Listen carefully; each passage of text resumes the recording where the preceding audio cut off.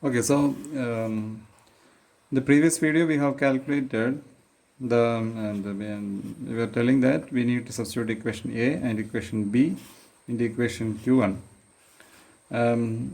We will do that, but before that let me put some side information. But if this was the case for if our attempt was to evaluate the partition function for a 3D harmonic oscillator, you obviously needed the expression for Gn in the case of a three-dimensional harmonic oscillator also, right?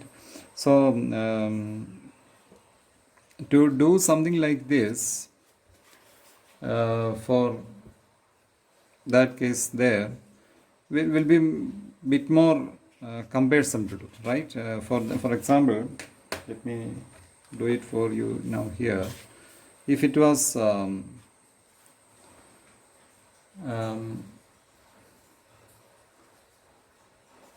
if it was three-dimensional, which means that what should I get? My assumption is that nx plus ny plus nz is equal to n, right? Which means because I have the components in the x, y and the z directions. So I need to calculate, I need to assume simultaneously all the three parameters, right? So I can always draw something like this in the case of 3D also.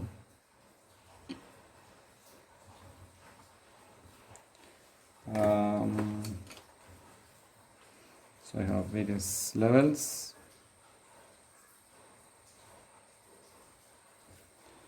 Like this. And n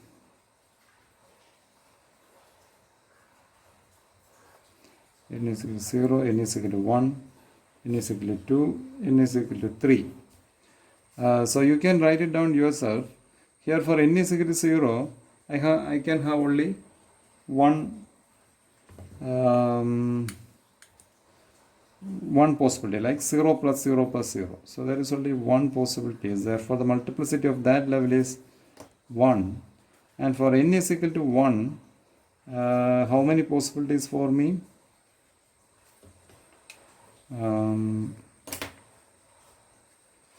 What I can have 1 0 0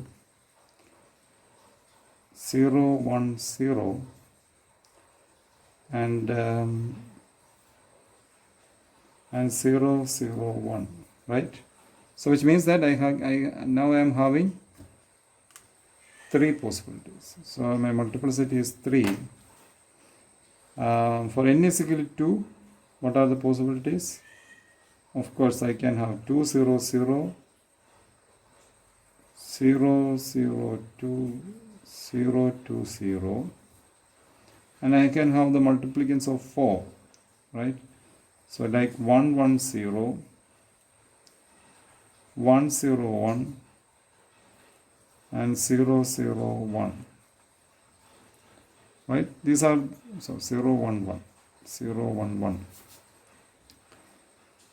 right? These are the possibilities. So there the multiplicity is 6,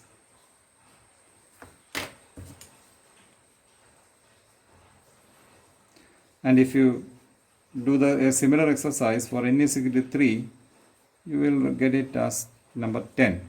So it is 1 3 6 10. So the equation gets complicated, right? So the general expression, which obviously there are various ways of doing it, but it is not that simple.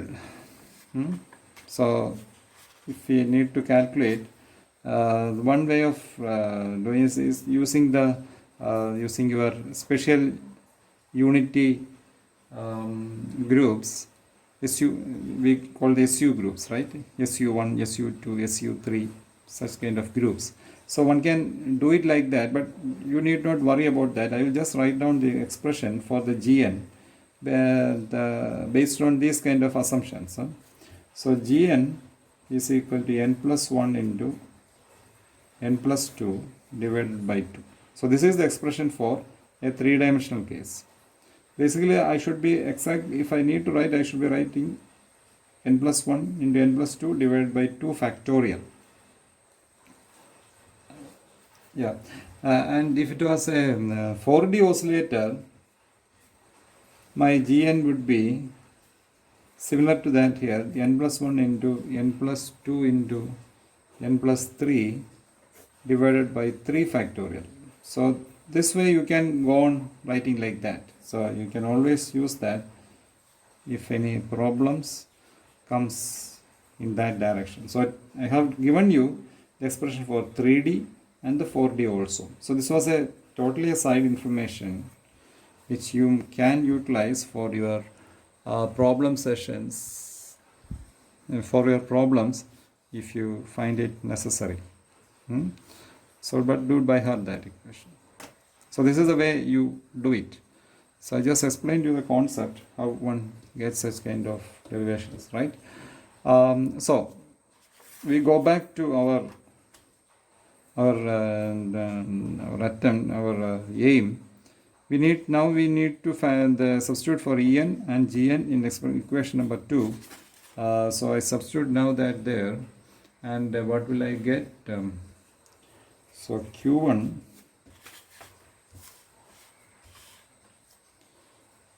is equal to sum over n is equal to 0 to infinity n plus 1. So this is the Gn, e raised to minus beta n plus 1 square omega. So this is the expression, right? So always do remember that this n plus 1 and this n plus 1 is not having a direct connection. Although it might sound that these are the same things. I still remember somebody doing a problem mistaking like that. So don't do that. For example, if you do it for a 3-dimensional harmonic oscillator, my En will be n plus 3 by 2 h cut omega, right? N plus 3 by 2 h cut omega. Because I have nx, ny and nz components, and n plus 3 by 2 h cut omega, but my Gn is this expression. So these two components here don't have any direct connections. So that's it. So Q1 is this one, and what should I do now? Yeah, what I will do is that I will take this summation inside. So which means that I will supply n is equal to 0, n is equal to 1, n is equal to 2, and so on and so forth, right? So if I do it like that, I can write this to be equal to e raised to minus beta h cut omega plus 2 e raised to minus beta h cut omega plus 3 e raised to minus, right, you have the 2 also here, sorry.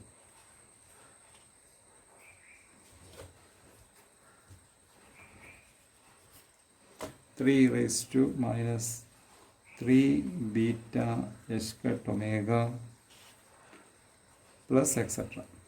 Right? This is the expression for Q1 which you will get. So I can write down this as e raised to minus beta h cut omega into 1 plus 2 e raised to minus beta h cut omega plus 3 e raised to minus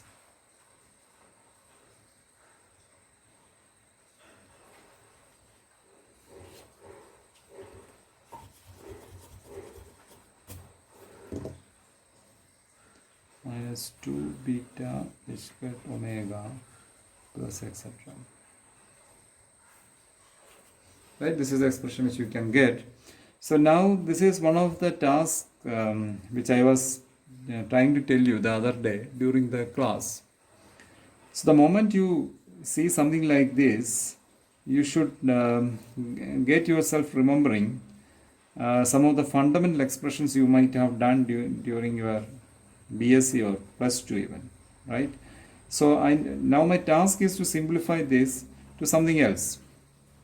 So let me do it for you over here. So we have the power series expansion.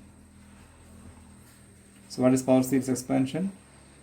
For example, for 1 minus x raised to minus 2, I have 1 plus 2x plus 3x squared plus etc. So this is my power series expansion for 1 minus x raised to minus 2. So do you see a similarity over here, these two expressions, right? So now I will simplify this with this power series expansion over here, and I can write the expression as, so substituting, what is the x here? X is equal to e raised to minus beta h cut omega, right? So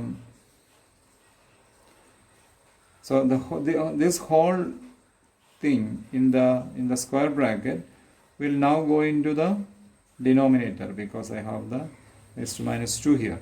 So I can write now expression for q1 is equal to e raised to minus beta h cut omega divided by 1 minus e raised to minus beta h cut omega whole square. So what is Qn? Qn is equal to Q1 raised to n, right? We have written as equation number 1 in the beginning of that derivation. So Qn is equal to Q1 raised to n, therefore Qn, you will get it as e raised to minus beta h cut omega n divided by 1 minus e raised to minus beta h cut omega raised to 2n, right? That is it. So this is the partition function for a harmonic oscillator in the quantum mechanical harmonic oscillator in the three-dimensional case. So now you can, of course, you can calculate the expressions for the A, S, U, CP, CV and all that. So I will leave it for you people to do it by yourself. So try to do it. So A is equal to minus KTL and Qn. So you can substitute the value for Qn there, and then yeah, so try to do it. So the ln and the exponential will get cancelled up, and then the expression which let me write down the expression which you need to get for A. That's it. For A, you should be getting n h cut omega